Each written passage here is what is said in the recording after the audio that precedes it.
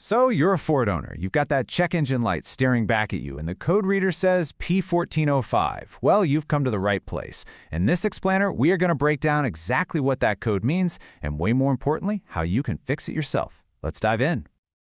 Yes, we've all been there. You're just driving along, everything's fine, and then bam, that little orange engine icon pops up on the dash. Your heart sinks a little, right? But hey, don't panic. We're going to figure this out together. I want you to think of this as a little detective case. We're going to follow the clues, we're going to line up the suspects, and we are going to crack this thing wide open. By the end of this, you'll know exactly what to do to get your car running right again. Okay, so where does any good investigation begin? Well, first, we've got to understand what this P1405 code is even trying to tell us. It's basically a secret message from your car's computer, and we're about to decode it. Now, I know what you're probably thinking when you see this on screen. EGR flow in a negative direction. What in the world does that even mean? Don't worry. All it means is that your car's computer told a specific valve to open, it expected to see a change in pressure, and it's on nothing. Absolutely zero response. That's the clue that tells us something's up. And to solve this, we need to meet the key players. Every good mystery has its cast of characters, right? Well, this engine code situation is no different. So let's get introduced to the main components involved in this whole P1405 saga. First up, meet the mastermind, the PCM, or Powertrain Control Module. You can just think of this as your car's brain. It's the super smart computer that's constantly monitoring everything happening in your engine. It's the one that detected the problem and flipped on that check engine light.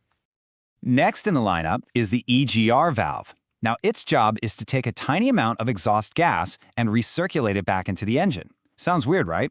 But doing this actually cools down the combustion process, which is great because it cuts down on harmful emissions.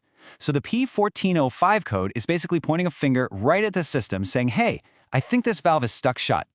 And now let's meet our prime suspect, the DPFE sensor. This little guy is right at the heart of the P1405 mystery. Its only job is to measure the pressure changes from that EGR flow and report back to the brain, the PCM. And right now, it's the one telling the PCM that something is very, very wrong. Okay, now that we've met our cast of characters, it's time to start the real detective work. And here is the great news. Even though this sounds super complicated, it almost always boils down to one of just 3 simple problems. That's right, just 3. So you can forget about a million complex possibilities. We have a very, very manageable checklist to work through to find our culprit. And here they are, our 3 main suspects. A hose that's come off, a hose that's gotten clogged, or the EGR tube itself is blocked or damaged. That's it. So now, let's go investigate each one step by step. All right, it's time for the hands-on part. We're going to go through our suspect list one by one, starting with the easiest and most common one first. Let's do this. Our number 1 suspect, and the most common reason for this code, by the way, is also the easiest thing in the world to check for, a simple disconnected hose on that DPFE sensor. Okay, first things first, pop the hood and find that DPFE sensor. You'll see a hose coming from it. That's the one we're interested in. Now just trace it with your fingers. Is it connected nice and snug on both ends? If you find it's loose or it's popped off completely, well, you've probably just found your problem. Just reconnect it securely. And hey, while you're there, just give the hose a quick squeeze and look for any cracks. If it feels brittle, it's probably a good idea to just replace it. So, what if the hose is connected, but that light is still on? What's next? Well, our second suspect is a blockage inside that hose. If something's clogging it up, the sensor can't get a good reading, and it's just going to keep screaming for help. This next step is pretty easy too. Just disconnect the hose and take a look inside. You're looking for any gunk or carbon buildup that might be blocking the flow. And here's a pro tip. If you live somewhere that gets cold, be on the lookout for ice. You'd be surprised how often that's the culprit. If you find something, gently clean it out. And again, if that hose looks old and crusty, it's a super cheap part to just go ahead and replace. All right, we're down to our last suspect. If the hoses are clear and they're connected properly, it's time to investigate the EGR tube itself. Okay, this one's a little more serious. The EGR tube is a metal pipe, and it deals with a lot of heat and nasty exhaust fumes, so over time, it can crack or get clogged with carbon. So what you want to do is give it a really good visual inspection. See any obvious cracks or damage? That's your problem.